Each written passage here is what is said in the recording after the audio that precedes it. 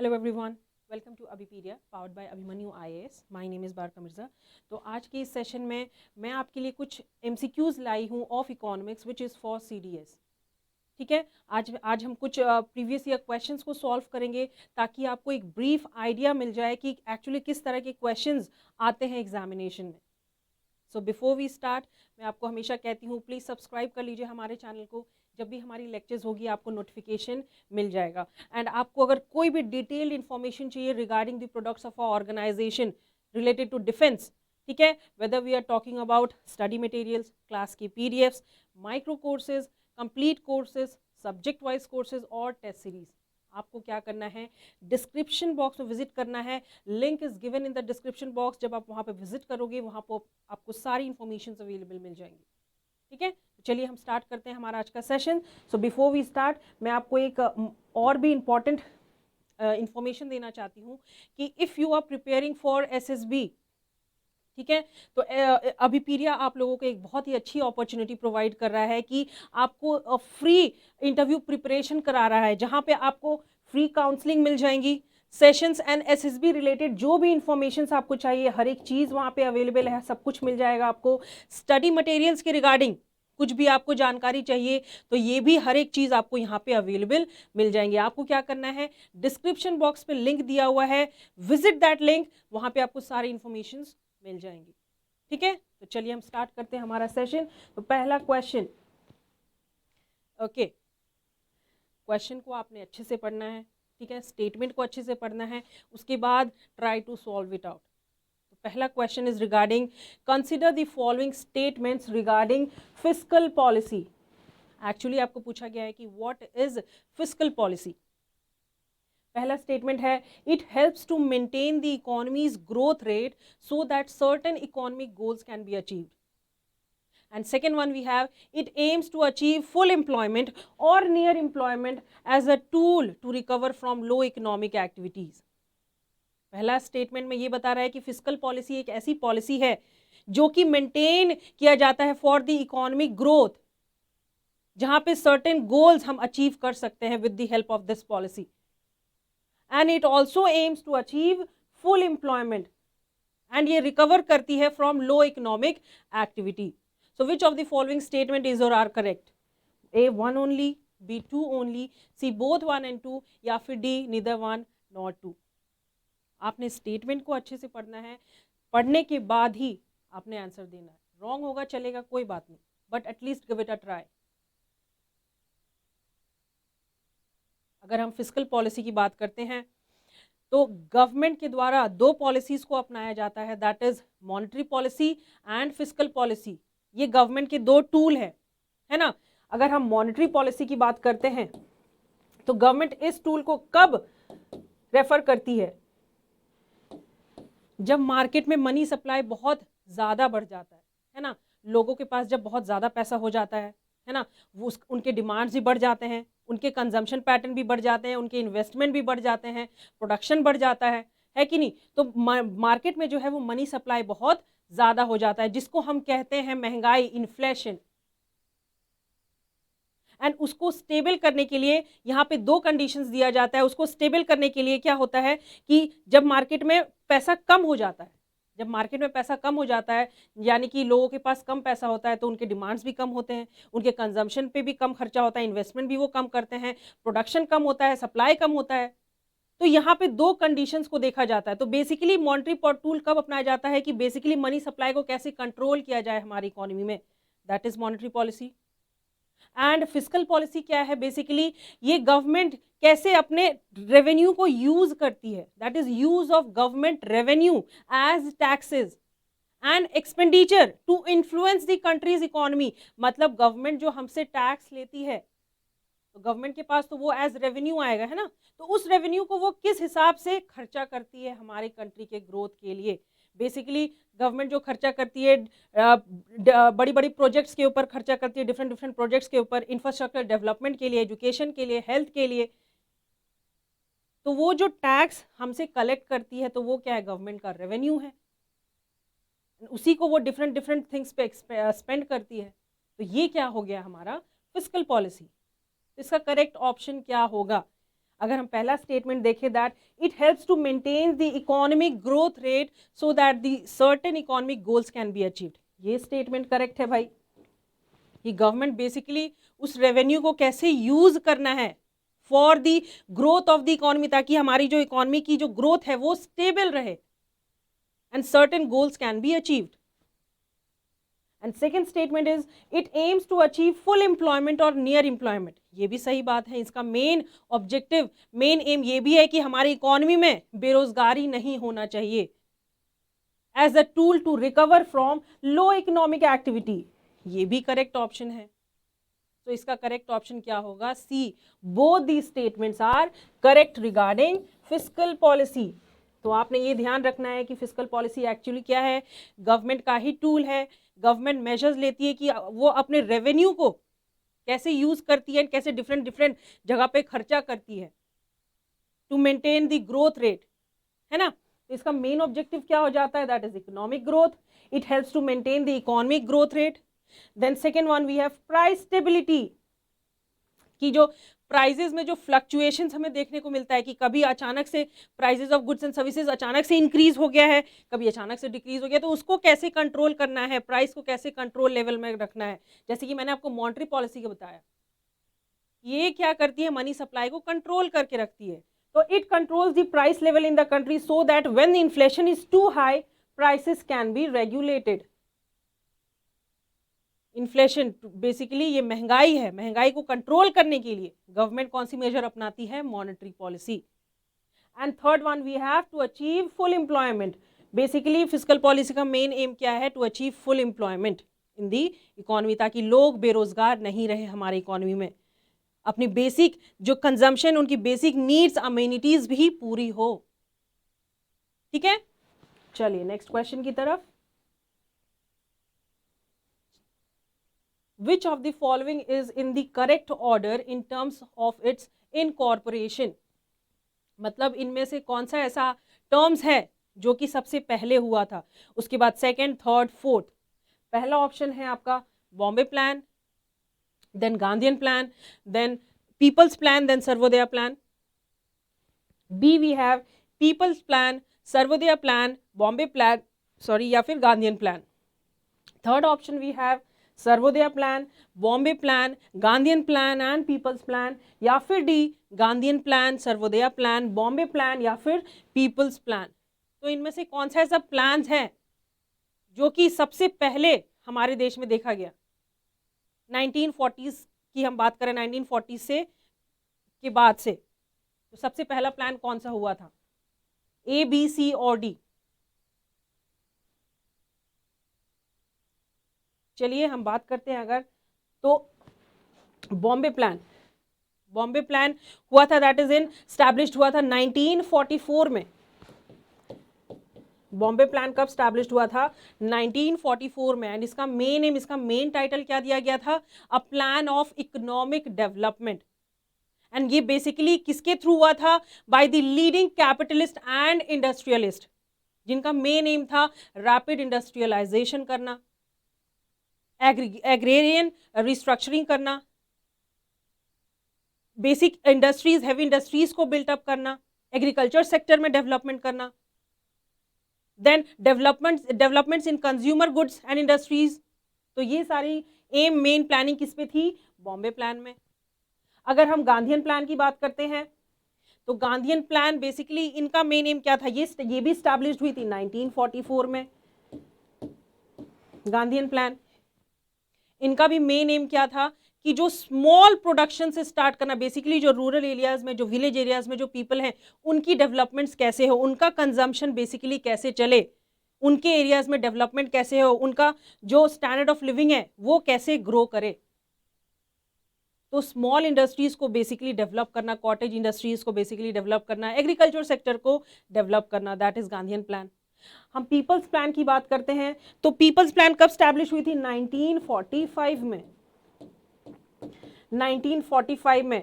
And it is basically emphasis on Marxist socialism, जहां पे ये एम ऑब्जेक्टिव्स बताया गया था कि पब्लिक के जो लोग हैं उसके basic amenities, basic needs, amenities को कैसे पूरी की जाए, डे टू डे जो नीड्स हैं उनको कैसे पूरी की जाए, रोज का खाना पीना, है ना, रहना।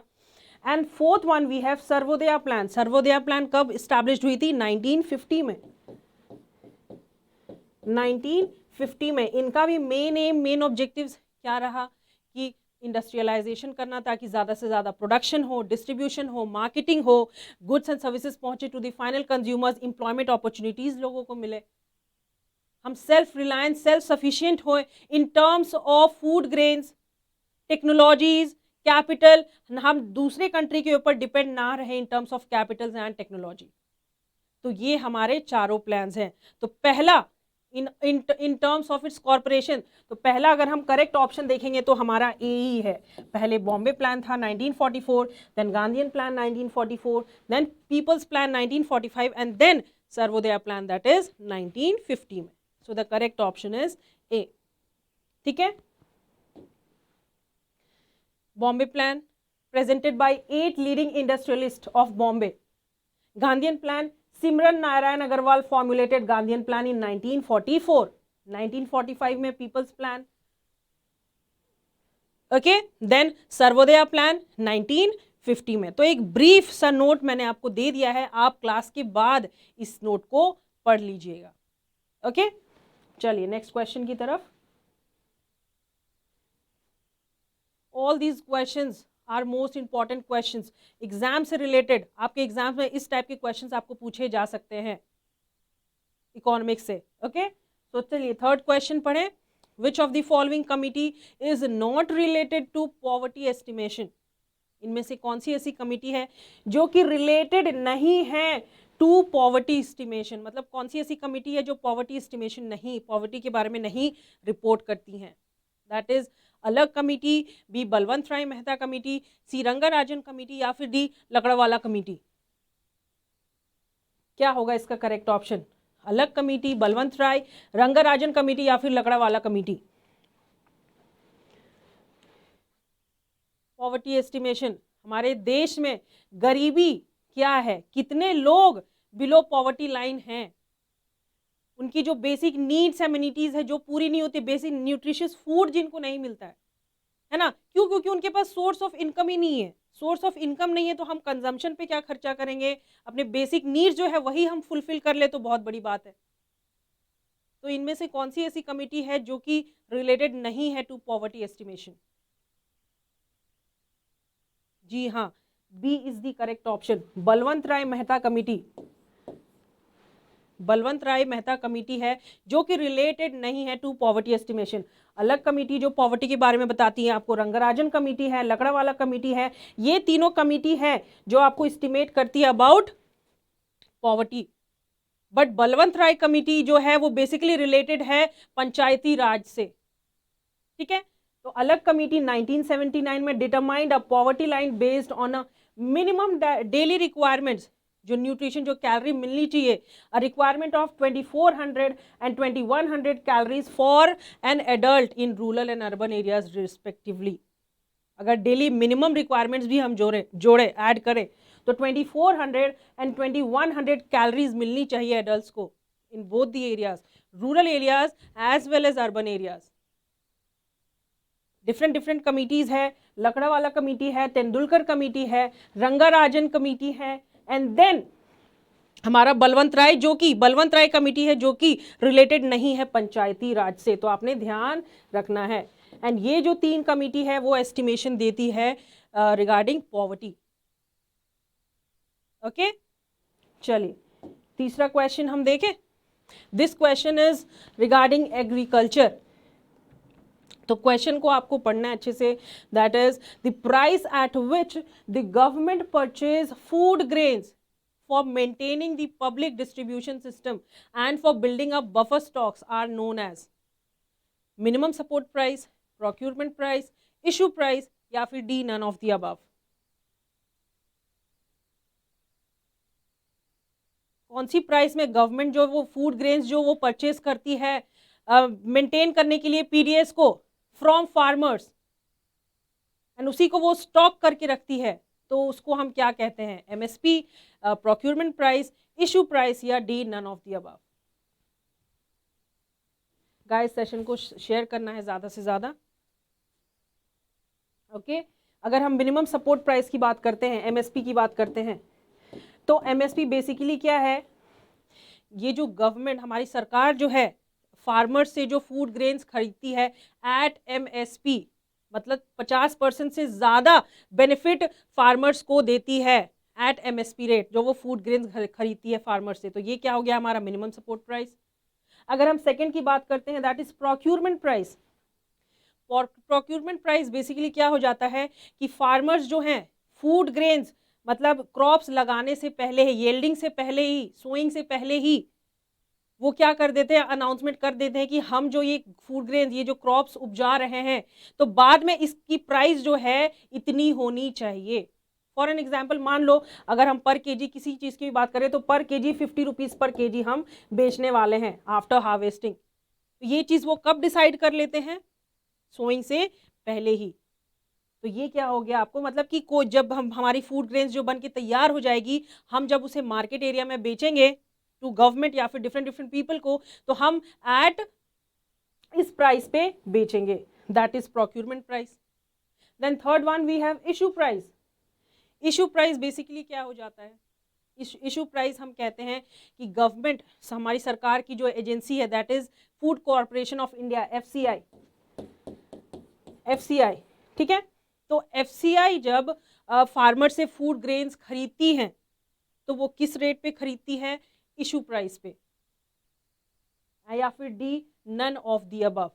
तो the price at which the government purchase food grains for maintaining the PDS and for building up buffer stocks are known as, जी हाँ, बी, प्रोक्यूरमेंट प्राइस। कि यील्डिंग से, सोइंग से पहले, मतलब क्रॉप्स लगाने से पहले ही हमने अपने प्राइस को क्या है, अनाउंस कर दिया है कि ये अनाज जो है हम इतना रुपीस पर केजी बेचेंगे after harvesting. So that is procurement price, ठीक है। Procurement price of a commodity refers to a price at which government procures the commodity from producers or manufacturers for maintaining the buffer stocks or the public distribution system. Public distribution system basically हमें village areas में, rural areas में देखा जाता है, जो सरकार की तरफ से जितने भी सारे पब्लिक्स हैं under BPL families, below poverty line families जितने भी हैं, उन सारे फैमिलीज को सरकार की तरफ से जो अनाज दिया जाता है मंथली, दाल, चावल, गेहूं, आटा, तेल, तो वो किसके थ्रू दिया जाता है? पब्लिक डिस्ट्रीब्यूशन सिस्टम के थ्रू, ठीक है। चलिए next question, consider the following statements regarding stagflation. आपको क्वेश्चन पूछा गया है रिगार्डिंग स्टैगफ्लेशन कि एक्चुअली व्हाट इज स्टैगफ्लेशन। ये इन्फ्लेशन के ऊपर क्वेश्चन है, ठीक है। इन्फ्लेशन, महंगाई, मार्केट में जब मनी सप्लाई बहुत ज़्यादा बढ़ जाती है तो उसको कंट्रोल करने के लिए गवर्नमेंट क्या मेजर्स अपनाती हैं, तो ये इन्फ्लेशन से रिगार्डिंग क्वेश्चन है। तो consider the following statement regarding stagflation. पहला स्टेटमेंट दिया गया है आपको, it happens when an economy faces stagnant growth as well as persistently high inflation. ये स्टेटमेंट आपको कह रहा है कि जब स्टैगफ्लेशन एक ऐसा सिचुएशन है, जब ये चीज़ हमारी इकोनॉमी में होती है तो हमारी जो इकोनॉमिक ग्रोथ है वो स्लो हो जाती है एंड महंगाई जो है वो बहुत ज़्यादा बढ़ जाता है हमारी इकोनॉमी में। And second one is the purchasing power of a consumer is not affected by stagflation. जो purchasing power है consumers के, मतलब जो demands है consumers के, उस कोई stagflation से उसको कोई असर नहीं पड़ता है purchasing power of consumer पे। तो which of the following statement is or are correct? One only, two only, C both, या फिर D neither one nor two?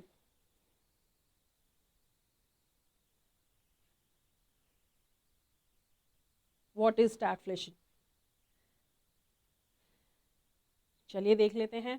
Stagflation basically क्या हो जाता है? Stagflation it is a situation, जब हमारी इकोनॉमी में जब ये सिचुएशन आता है स्टैगफ्लेशन का, तो महंगाई बहुत ज़्यादा इंक्रीज़ हो जाती है, बढ़ जाती है। इन्फ्लेशन जो है बहुत ज़्यादा बढ़ा हुआ रहता है हमारी इकोनॉमी में। इससे क्या हो जाता है, हमारी जो इकोनॉमी है, इकोनॉमिक ग्रोथ है, वो क्या हो जाता है, धीरे स्लो हो जाती है हमारी जो इकोनॉमिक ग्रोथ है। एंड इसका क्या इफेक्ट पड़ता है? इसका इफेक्ट पड़ता है सीधे एम्प्लॉयमेंट पे, दैट इज अनएम्प्लॉयमेंट बहुत ज़्यादा बढ़ जाता है। नॉर्मल सी बात है, जब महंगाई बढ़ जाती है, महंगाई तो बढ़ गई है, इन्फ्लेशन हो गया है, बट लोगों का जो इनकम है, वेजेस है, जो डिस्पोजल इनकम है, उसमें कुछ चेंजेस देखने को नहीं मिलता है। महंगाई बढ़ जाती है लेकिन इनकम रिमेन्स स्टैग्नेंट। तो इससे क्या होता है, हमारी इकोनॉमी जो है वो स्लो हो जाती है, अनएम्प्लॉयमेंट जो है, बेरोजगारी जो है वो बहुत बढ़ जाता है। तो it happens when an economy faces stagnant growth as well as persistently high inflation. But the second statement is wrong, incorrect. The purchasing power of a consumer is affected by stagflation. Normal सी बात है, महंगाई बढ़ गई है, रोज goods and services के जो price है वो इंक्रीज हो रहा है, बढ़ रहा है, बट सोर्स ऑफ इनकम जो कंज्यूमर्स का है वो तो उतना का उतना ही है। तो नॉर्मल सी बात है, डिमांड जो है उसकी कम होंगे, डिमांड कम होगा तो सप्लाई कम होगा, प्रोडक्शन कम होगी, अनएम्प्लॉयमेंट होगा। सो इसका करेक्ट ऑप्शन क्या होगा, A1 only.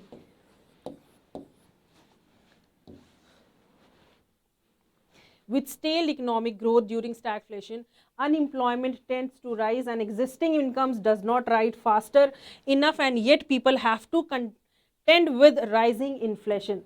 So people find themselves pressurized from both sides as their purchasing power is reduced. महंगाई बढ़ जाती है, इनकम तो उतना ही है, तो डिमांड, नॉर्मल सी बात है, डिमांड पे उसका असर दिखेगा, परचेजिंग पावर पे इसका असर दिखेगा। लोगों की जो परचेजिंग पावर है वो कम होगी, डिमांड जो है वो कम होंगे मार्केट में। Okay, consider the following statements regarding the industrial policy resolution of 1948। ठीक है, आपको पूछा गया है question regarding industrial policy resolution of 1948।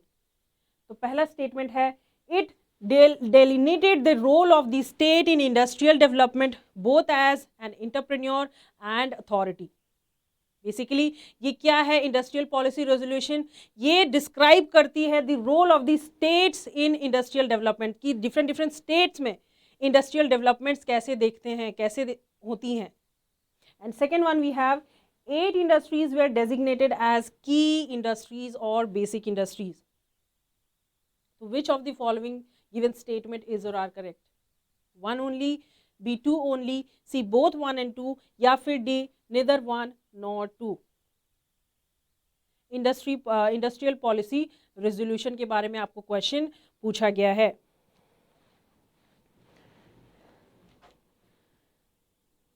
हमारे गवर्नमेंट ने, हमारी सरकार ने एक पॉलिसी पास करी थी, that is industrial policy resolution of 1948, and इसको 4 कैटेगरीज में डिवाइड कर दिया था। अगर हम पहला स्टेटमेंट देखें कि it delineated the role of, it describes the role of the state in industrial development, की डिफरेंट स्टेट्स में जो इंडस्ट्रियलाइजेशन इंडस्ट्रीज कैसे डेवलप कर रही है, both as an entrepreneur and the authority. Normal सी बात है, अगर हम एंटरप्रेन्योर है, हमारे पास कैपिटल है, हम इन्वेस्टमेंट करते हैं, कैपिटल गुड्स में इन्वेस्टमेंट करते हैं ताकि आगे चल के वो हमने इन्वेस्टमेंट एक बार करना है, बट वो जितना भी साल आते जाएगा वो हमें प्रॉफिट अचीव करके देगी। एंड मेन एम क्या होता है, हमने इन्वेस्टमेंट किया, main aim to earn, to maximise profit, है ना। तो पहला स्टेटमेंट तो करेक्ट है। Then second says 8 industries were designated as key industries or basic industries. Not 8 industries. There are 6 industries that were designated as key industries or basic industries. जैसे कि मैंने आपको कहा कि जब हमारी सरकार ने एक रेजोल्यूशन पास किया था, that is industrial policy resolution 1948, तो उसको 4 कैटेगरीज में डिवाइड कर दिया गया था। अगर हम 4 कैटेगरीज की बात करें तो पहला था basic and strategic industries, then second था हमारा की इंडस्ट्रीज, ओके, देन थर्ड हमारा था 18 इंडस्ट्रीज विच इन्वॉल्व हमारा automobiles, machineries, tractors, and fourth जो रिमेनिंग इंडस्ट्रीज थी, जो जितनी सारी इंडस्ट्रीज जो लेफ्ट आउट हो गई थी, वो थी हमारे 4th नंबर पे, 4th बेस्ड कैटेगरीज के अंदर। तो इसका करेक्ट ऑप्शन क्या होगा, A1 only is the correct option. And वो 6 इंडस्ट्रीज जो है वो कौन कौन सी है, that is iron and steel, coal, aircraft manufacturing, shipbuilding, manufacture of telephone, telegraph and wireless apparatus, and mineral oil were designated as key industries or basic industries. तो आपने ध्यान रखना है वहाँ पे 8 इंडस्ट्रीज नहीं थी, वहाँ पे 6 इंडस्ट्रीज थी, namely coal, iron and steel, aircraft manufacturing etcetera etcetera. आप बाद में इसे देख लीजिएगा। ओके, चलिए next question. Okay, the production linked incentive scheme often seen in news is related to, basically PLI scheme किससे रिलेट करती है? A electronics manufacture, B khadi and village industries, C MSMEs, या फिर D none of the above. PLI scheme, that is production linked incentive scheme, is related to which industries? Electronics, khadi and village, MSME, micro small medium enterprises, या फिर D none of the above. अगर हम PLI scheme की बात करते हैं तो production linked incentive scheme basically क्या है कि ये स्कीम जो है किसको बूस्ट करती है? दैट इज मैन्युफैक्चरिंग सेक्टर को बूस्ट करती है।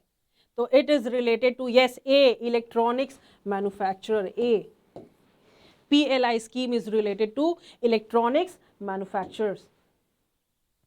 As a part of national policy on electronics, the IT Information Technology Ministry had notified the PLI scheme. कब स्टार्ट करी गई थी? ऑन 1 अप्रैल 2020। ध्यान रखना है, PLI स्कीम कब से स्टार्ट की गई है? ऑन 1 अप्रैल 2020 से, ड्यूरिंग दी पैंडेमिक। एंड इनका मेन एम क्या रहता है कि मैन्युफैक्चरिंग सेक्टर को ज़्यादातर बूस्ट करना, ताकि हमारा जो प्रोडक्शन होता है, प्रोडक्ट्स एंड सर्विसेज बनते हैं, वो एक्सपोर्ट ज़्यादा हो, ज़्यादा से ज़्यादा एक्सपोर्ट हो, ना कि import. That is PLI, production linked incentive to boost the manufacturing sector. तो ये स्कीम कब लॉन्च हुई थी? 1 अप्रैल 2020। ठीक है, चलिए next question. Okay, consider the following statements with reference to PPP model. Actually PPP क्या है? What is the full form of PPP? अगर हम options पढ़ते हैं तो let's see. It is an arrangement between the government and private sectors for the provision of public assets and also includes public services. मतलब ये एक ऐसा agreement हम कह सकते हैं, या arrangement या contract between the government entities and the private sector. Main aim क्या है? For public assets, to build public assets and also included public services. And second is, in such time of arrangement the risk is entirely shared by the private sector. मतलब जो भी risk है वो पूरा का पूरा रिस्क कौन उठाता है? Private entities, private sector. तो कौन सा स्टेटमेंट इसमें से करेक्ट नहीं है? विच of the following statement is और आर नॉट करेक्ट? आपको क्वेश्चंस में हमेशा ध्यान रखना है कि जब ये चीज़ दी रहेगी तो यहाँ पे इज और आर करेक्ट या फिर नॉट करेक्ट भी दिया हुआ रहेगा, तो ध्यान से पढ़ना है। बहुत सारे स्टूडेंट्स इसमें मिस्टेक कर जाते हैं, जल्दी जल्दी में गलती हो जाती है। इसके लिए मैं हमेशा बोलती हूँ आपको अच्छे से लाइन को ध्यान से पढ़ना है। ओके, तो व्हाट इज PPP? सबसे पहले तो PPP that is public private partnership model के बारे में आपको पूछा जा रहा है।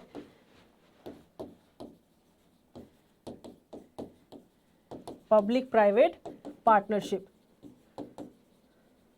ओके, तो अब ये क्या है?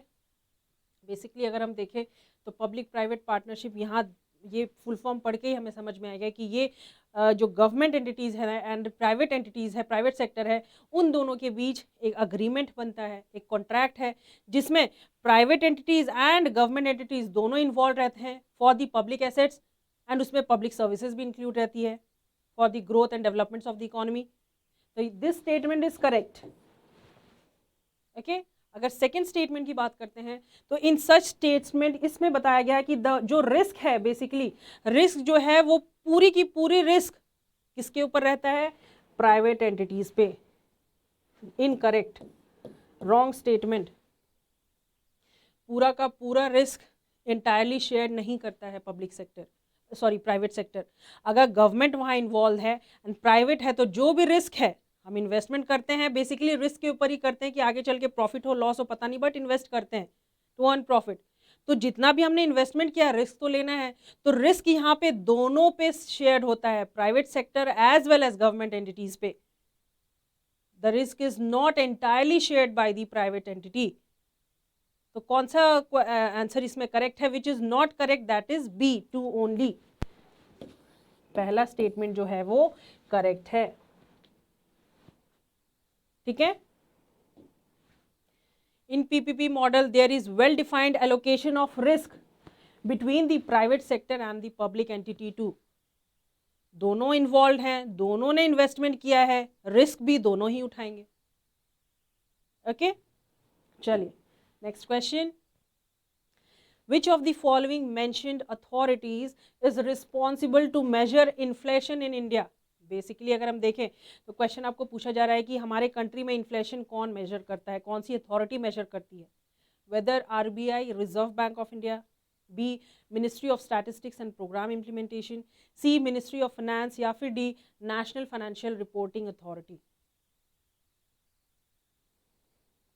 हमारे कंट्री में इन्फ्लेशन को कौन मेजर करता है, कौन सी अथॉरिटी मेजर करती है, कौन सी अथॉरिटी रिस्पॉन्सिबल रहती है to measure inflation in India?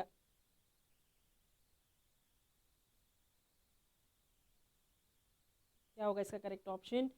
RBI, MOSPI, ministry of finance, या फिर NFRA national financial reporting authority. जी हाँ, B ministry of statistics and programme implementation, that is MOSPI. MOSPI is responsible for measuring inflation in India. ये एक indicator भी है, हम कह सकते हैं एक नेशनल इंडिकेटर फ्रेमवर्क है जो कि हेल्प करती है, मॉनिटर करती है to the self sustainable development goals को भी एंड रिलेटेड टारगेट्स को भी, कि एक्चुअली SDGs जो है उनके मेन गोल्स एंड एम्बिशंस, जो मेन गोल्स ऑब्जेक्टिव्स क्या है SDGs के। तो अगर हम main goals and objectives SDGs के देखें तो जीरो हंगर, पॉवर्टी को कैसे रिड्यूस करना है, जेंडर इक्वालिटी, देन हमारा पब्लिक वेलफेयर जो प्रोग्राम्स हैं हेल्थ के ऊपर, सोशल वेलफेयर के ऊपर, तो ये सारी फील्ड पे काम करती है हमारी सस्टेनेबल डेवलपमेंट गोल्स। तो MOSPI जो है Ministry of statistics and programme Implementation, वो हेल्प करती है, मॉनिटर करती है SDGs को। And this authority is also responsible to measure inflation in India. ठीक है, it is measured by a central government authority which is in change of adopting measures to ensure the smooth running of the economy. जैसे कि मैंने आपको कहा, ये क्या है, एक नेशनल हम कह सकते हैं इंडिकेटर फ्रेमवर्क है जो कि इकोनॉमी के बारे में हमें बताती हैं। Okay, last question of the day. Which of the following 5-year plans worked on the motive removal of poverty and attainment of self-reliance? मतलब इनमें से कौन सा ऐसा प्लान है जिसमें बात करी गई थी पॉवर्टी रिड्यूस करने की या पॉवर्टी को खत्म करने की, and India to attain self reliance and self sufficient in terms of different sectors. तो किस 5-year प्लान में बात करी गई थी? 4th 5-year plan, 5th 5-year plan, 6th में, या फिर 7th में? अगर हम इस क्वेश्चन को पढ़ते हैं तो ये क्वेश्चन लिया गया है प्लानिंग कमीशन से। अगर हम प्लानिंग कमीशन की बात करते हैं तो प्लानिंग कमीशन बेसिकली स्टार्ट कब हुई थी? 1950 में, एंड उससे रिप्लेस कब कर दिया गया था? 2014 में बाय द मोदी गवर्नमेंट, है ना। स्टार्ट हुई थी प्लानिंग कमीशन एंड रिप्लेस कब कर दिया गया था इसे? 2014 में। उसके बाद से नीति आयोग जो है वो आ गया था। तो रिमूवल ऑफ पॉवर्टी जो है वो किस प्लान में बात करी गई थी? जी हाँ, 5th 5-year प्लान में। 5th 5-year प्लान में बात की गई थी कि पॉवर्टी को कैसे खत्म करना है, दैट इज गरीबी हटाओ। स्लोगन किसका था? इंदिरा गांधी जी का स्लोगन था। ठीक है, कि अनएम्प्लॉयमेंट को कैसे खत्म किया जाए, अनएम्प्लॉयमेंट को धीरे धीरे कम किया जाए, पॉवर्टी को रिड्यूस किया जाए, एग्रीकल्चर सेक्टर को और बढ़ावा दिया जाए। तो ये सारी चीजें, ये सारी प्लानिंग की गई थी in the 5th 5-year plan. तो the correct option is B. Okay, during the 5th 5-year plan India experienced a high inflation. उस टाइम पे बहुत ज़्यादा महंगाई बढ़ी हुई थी, उसके कारण ही पॉवर्टी भी था जो बहुत ज़्यादा था, गरीबी जो है बहुत ज़्यादा था, अनएम्प्लॉयमेंट भी बहुत ज़्यादा हो गया था हमारे कंट्री में। हमारी कंट्री की इकोनॉमिक ग्रोथ जो है वो बहुत स्लो थी, कम थी। तो the plan was terminated by the Janata government. तो इस प्लान को क्या कर दिया गया था? रिजेक्ट कर दिया गया था by the Bharatiya Janata party, BJP government. Okay, and इसी प्लान के दौरान removal of poverty and attainment of self reliance की बात की गई थी। ओके, गाइस, तो आज का जो हमारा सेशन है वो यहीं पे ओवर होता है। एंड मैं आपको फिर से बता देती हूँ कि अगर आप प्रिपेयर कर रहे हो एसएसबी के लिए तो अभिपीडिया आप लोगों को फ्री इंटरव्यू प्रिपरेशन करा रहा है। लिंक दिया हुआ है डिस्क्रिप्शन बॉक्स में, लिंक पे जब आप विजिट कीजिएगा वहाँ पे आपको सारी इन्फॉर्मेशन अवेलेबल मिल जाएंगी। ठीक है, तो आज का जो हमारा सेशन है वो यहीं पे ओवर होता है। हम मिलते हैं अपने नेक्स्ट सेशन में। Thank you everyone. भाई आपने तो यार